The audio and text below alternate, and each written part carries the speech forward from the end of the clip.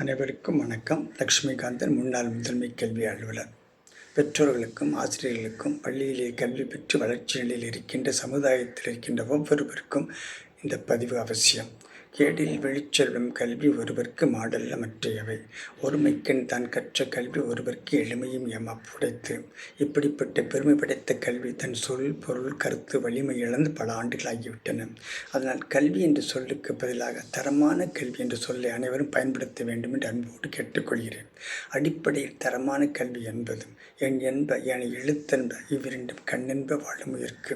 அடிப்படையில் மொழித்திறன் 1 முதல் 8 வரை படிக்கின்ற அனைத்து மாணவர்களுக்கும் மொழித்திறன் அடிப்படையில் தமிழ், ஆங்கிலம் இரண்டில் 100% மொழித்திறனும் அடிப்படையில் கணித அறிவும் பெற்று இருக்க வேண்டும். அதுதான் தரமான கல்வி.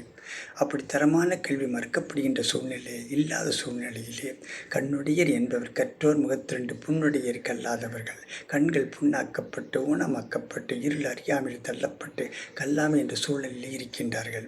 அப்படி இருக்கின்ற உயர் கல்வி வரை இந்த நிலை தொடர்கின்றது. உடல் வளர்கின்றது, உயிர் வளரவில்லை, வெள்ளம் வளரவில்லை என்ற உண்மையை நாம் அறிந்து கொள்வோம். இந்த சூழ்நிலையை அனைவரும் உறுதியேற்க வேண்டும். 1 முதல் 8 வரை படிக்கின்ற அனைத்து குழந்தைகளும் விடுபடாது, ஒரு குழந்தை கூட விடுபடாது. 100% தமிழ் மொழித்திறனும் ஆங்கில மொழித்திறன் பெற்று அடிப்படை கணிதம் பெற்று அனைத்து வளமும் பெற்று மனிதர்களாக விளங்க வேண்டும் என்று உறுதியேற்போம். இது ஒவ்வொரு குடிமகனுடைய கடமை என்று உணர்ந்து செயல்படுவோம் என்று கூறி விடைபெறுகிறேன். நன்றி, வணக்கம்.